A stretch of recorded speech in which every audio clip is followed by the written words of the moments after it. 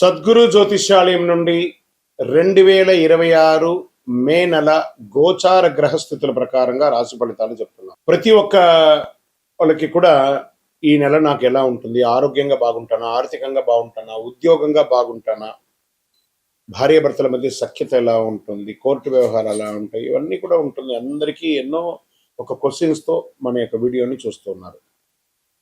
జాతకం పడుతున్న వర్షానికి ఒక గొడుగు మాత్రమే కానీ జాతకం జీవితం కాదు. మీరు మిమ్మల్ని నమ్మండి, మీ యొక్క కులదేవాన్ని నమ్మండి, అన్ని చక్కగా జరుగుతుంది.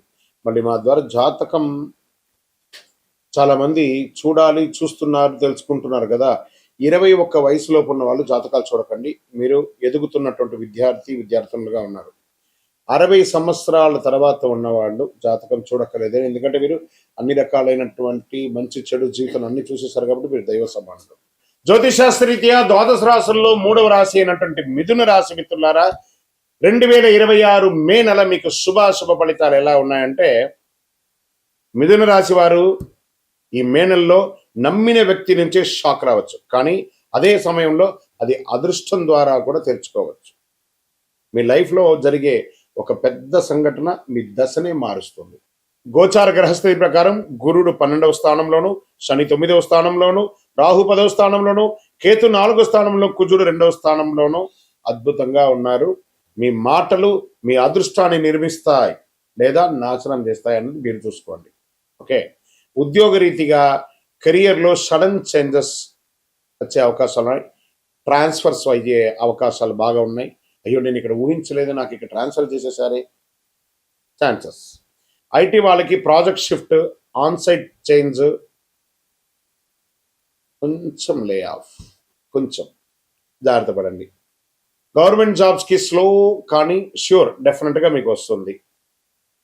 ఒక వార్నింగ్ మెసేజ్గా చెప్పాలంటే మీ పై అధికారులతో ఆర్గ్యుమెంట్స్కి వెళ్ళకండి, జాగ్రత్త. ఎందుకంటే ఈ నెల కొంచెం మిశ్రమంగా ఉంది మీకు. మే 14 తర్వాత కెరీర్లో అన్ఎక్స్పెక్టెడ్ టర్నింగ్ పాయింట్స్ ఉంటుంది. 13 రోజులు కొంచెం జాగ్రత్తగా ఉండండి, 14 తర్వాత బాగుంటారు. ఇంకా వ్యాపారంలో క్యాష్ ఫ్లో అనీవన్గా ఉంటుంది. కొత్త ఐడియాస్ వస్తాయి కానీ ఎగ్జిక్యూషన్ చాలా స్లో అవుతుంది. ఆన్లైన్ బిజినెస్ వాళ్ళకి విదేశీ క్లయింట్స్ వచ్చే అవకాశాలు ఉన్నాయి. పోస్ట్ మంత్ అంటే 15 తర్వాత చాలా బాగుంటుంది. ఇంకొక రకంగా చెప్పంటే మీ దగ్గర ఉన్న స్కిల్స్ని మానిటైజ్ చేసే భారీ లాభాలను పొందే అవకాశాలు ఉంటాయి, జాగ్రత్త. షేర్ మార్కెట్లో సడన్ గెయిన్స్, సడన్ లాస్, అన్ప్రిడిక్టబుల్గా ఇన్వెస్ట్ చేయకండి. Intraday too much risk, futures options full risk అని కూడా చెప్పేస్తుంది. ఇంకా విదేశీ ఇన్వెస్ట్మెంట్స్ ఏమైనా ప్లాన్ చేయండి, ఏదైనా స్టాక్స్లో అలా చేయండి. ఆలోచించకుండా పెట్టుబడి పెడితే ఖచ్చితంగా నష్టం వచ్చే అవకాశాలు ఉన్నాయి. ఇంకా రియల్ ఎస్టేట్ స్లోగానే ఉంటుంది. Property deals delay, rent lease ద్వారా కాస్త ఇన్కమ్ వచ్చే అవకాశం ఉన్నాయి. కొత్త ఇల్లు కొనాలనుకున్న వాళ్ళకి ప్రణాళిక స్టార్ట్ అవుతుంది, కానీ ఈ నెల మిశ్రమంగా ఉంటుంది. ఇంకా విదేశీ యోగం వారికి చాలా స్ట్రాంగ్గా ఉంటుంది. విజా ఇష్యూస్ రిజాల్వ్ అయ్యే అవకాశాలు ఎండ్ ఆఫ్ ద మంత్ ఉంటుంది. అబ్రాడ్ జాబ్ ఛాన్సెస్ కొంచెం హై రిస్క్లో ఉంది. విదేశాల్లో ఉద్యోగంలో ఉన్న వాళ్ళకి కాస్త ఓపిక పట్టండి, అన్ని చక్కబడే అవకాశాలు అతి త్వరలోనే ఉన్నాయి. ఇంకా ఈ నెల వచ్చిన ఫారిన్ ఆపర్చునిటీస్ మిస్ చేసుకోకండి, రిగ్రెట్ కూడా చేయకండి, జాగ్రత్తగా చూసుకోండి. ఇంకా రాజకీయాల్లో ప్రజాక్షేత్రంలో వెళ్ళేటప్పుడు గమ్ గణపతి అని ఎంత వీలుంటే అంత సైలెంట్గా ఉండడానికి ప్రయత్నం చేయండి. రాజకీయాల్లో కొత్త పరిచయాలు ఉంటాయి, ఆ కొత్త పరిచయాల ద్వారా అసాంఘికమైనటువంటి కార్యక్రమాలకు దిగకండి. ఇంకా కుటుంబ సభ్యులతో వచ్చేటప్పటికీ చిన్న సమస్యలు కూర్చొని మాట్లాడుకోండి. అన్నదమ్ములు కానీ, భార్యాభర్తలు కానీ, అక్కచెల్లెలు కానీ కుటుంబంతో కూర్చొని మాట్లాడండి. లాంగ్ డిస్టెన్స్ రిలేషన్స్ ద్వారా స్ట్రాంగ్ అవుతూ ఉంటుందని కూడా చెప్పచ్చు. ఓవర్ థింకింగ్ వల్ల ప్రాబ్లమ్స్, మీరే నా మాటే వినాలి, నేనే గొప్ప, అవన్నీ నడవదు. కొంచెం ఫ్లెక్సిబుల్గా ఉండండి, అన్నీ చక్కబడతాయి.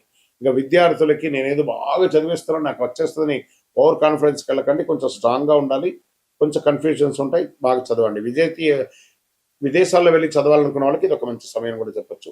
రీసెర్చ్, క్రియేటివ్ ఫీల్డ్స్ వాళ్ళకి మంచి సక్సెస్ అని చెప్పచ్చు. ఇంకా ఆరోగ్యం, స్లీప్ డిస్టర్బెన్స్, దానికి కారణం ఏంటి? మీ ఫోన్ తీసుకుపోయి బయటపడేయండి. బెడ్రూమ్లోకి ఫోన్ తీసుకురాకండి, ప్రశాంతంగా నిద్రపోండి. దీనివల్ల ఏమవుతుందంటే మీకు స్ట్రెస్ పెరుగుతుంది. చిన్న వ్యాధులు ఏమైనా వస్తూ ఉంటాయి, స్కిన్ ప్రాబ్లం లేదా నర్వస్ వీక్నెస్ లేదా రుమాటిక్ పెయిన్స్, మోకాళ్ళకి సంబంధించి, వెన్నెముకకు సంబంధించి ఇవన్నీ కూడా వస్తుంటాయి. కాస్త జాగ్రత్తగా పడి ఒక మాస్టర్ చెకప్, జనరల్ చెకప్ చేసుకుంటే మంచిది. మైండ్ కంట్రోల్గా ఉంటే హెల్త్ బ్రహ్మాండంగా ఉంటుంది. ఇంకా వ్యవసాయదారులకి మిక్స్డ్ ఫలితాలని కూడా చెప్పొచ్చు. వెదర్ యొక్క ఇంపాక్ట్ అంటే యొక్క వాతావరణ ఇంపాక్ట్ కూడా పడుతుంది. వాటర్ మంచినీళ్ళ ఆ యొక్క దీనికి పోషణకు కావాల్సినటువంటి మేనేజ్మెంట్ ఆఫ్ ఇంపార్టెంట్ చాలా ఇంపార్టెంట్ మంచినీళ్ళది. అదొకటి చూసుకోండి. ఇంకా మీ యొక్క సంతాన విషయంలోకి వచ్చేటప్పటికి మిక్స్డ్ రిజల్ట్ అని చెప్పొచ్చు. మీరు ఏవో ఎదురు చూస్తూ ఉంటారు, అది కొంచెం ముందు వెనకగా జరుగుతూ ఉంటుంది. దానికోసం మీరు డిసప్పాయింట్ అవ్వక్కర్లేదు. మంచిగా మీ పిల్లలు చక్కగా ముందుకు వస్తారు. ఇంకా కోర్టు వ్యవహారాలు ఈ నెలంతా కూడా కొంచెం డిలే అవకాశాలు ఉన్నాయి, లేదా పోస్ట్పోనింగ్ అవకాశాలు ఉన్నాయి. లీగల్ మ్యాటర్స్లో పేషెన్స్ చాలా అవసరం కూడా చెప్పచ్చు. ఈ నెల మీరు చేయవలసినటువంటి పరిహారం విష్ణు సహస్రనామ పారాయణం డైలీ వినండి లేదా చెయ్యండి. గ్రీన్ కలర్ తులసి కానీ అలాంటి వాటితో అర్చన చేయండి. ఆంజనేయ స్వామికి పూలదండ వేయండి. రాముడికి కానీ విష్ణువు కానీ ఎవరికైనా వెంకటేశ్వర స్వామి కానీ తులసి దండం చేయండి. ఓం బుధాయ నమః అని ప్రార్థన చేయండి. గ్రీన్ కలర్ డ్రెస్ ఎవరికైనా దానం ఇవ్వండి. మీరు ఒక 21 రోజులు నవగ్రహాలకి డైలీ ఒక 19 ప్రదక్షిణాలు చేయండి. సమస్యలన్నీ తగ్గుముఖం పట్టే అవకాశాలు ఉన్నాయి. మిథున రాశి వాళ్ళు పరీక్షతో పాటు అవకాశాలు వచ్చే నెల. కామ్గా ఉంటే విజయం, లేకపోతే మీరు అడ్డంకి అవుతారు. ఇంకా మీ యొక్క వ్యక్తిగత జాతకం కొరకు మీ యొక్క పేరు, date of birth, time of birth, place of birth, మీ పరిసర ప్రాంతాల్లో ఉన్నట్టు గురువుల్ని సంప్రదించి తెలుసుకోండి. లేదా గురుగారు మీ ద్వారానే మేము అపాయింట్మెంట్ తీసుకోవాలనుకుంటున్నామంటే మా డిస్ప్లేలో కనబడుతున్నటువంటి నెంబర్కి మళ్ళీ చెప్తున్నా, మీ పేరు, date of birth, time of birth, place of birth WhatsApp చేయండి. మా అడ్మిన్స్ మీకు రిప్లై ఇస్తారు, మీరు పొందవచ్చు. గురుగారు ఒక శక్తివంతమైనటువంటి ఆధ్యాత్మికమైనటువంటి వస్తువు మాకేమైనా మా జీవితానికి ఏమైనా ఇస్తున్నారంటే అతి శక్తివంతమైనటువంటి ఒక 48 రోజులు పూజ చేస్తున్నటువంటి సుదర్శన హోమాలు చేసి సుబ్రహ్మణ్య భుజంగం చేసి పారాయణంతో చేసి సిద్ధంగా ఉన్నటువంటి కరుంగాళి మాల. ఇది కావలసిన వారు మాకు వాట్సాప్ చేసి కాల్ చేసి మాతో మాట్లాడిన తర్వాత పొందండి, విజయవస్తు. మీ జీవితంలో సంపద, తరగని సంపద, విజయం, అదృష్టం ఇవన్నీ పొందాలనుకుంటున్నారా? మా ఛానల్ ఈ యొక్క వీడియోని ఖచ్చితంగా చూడండి. అక్షయ తృతీయ 2026 ఏప్రిల్ 19వ తారీఖున మరియు ఏప్రిల్ 20 కొంత ఉంటుంది, కానీ పూర్తిగా ఉభయ తెలుగు రాష్ట్రాల్లో 19వ తారీఖున అక్షయ తృతీయ ఆదివారం వస్తుంది.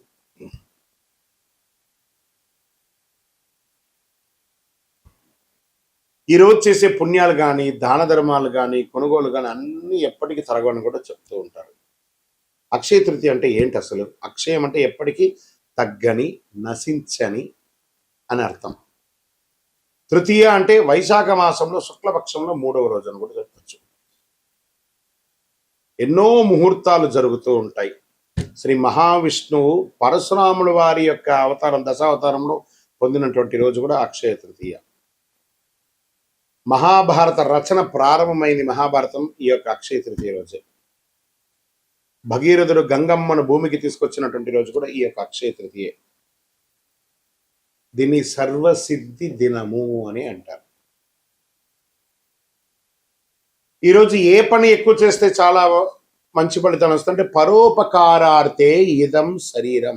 ఇతరులకు సహాయం చేస్తే అది 1000 రెట్లుగా తిరిగి వస్తుంది.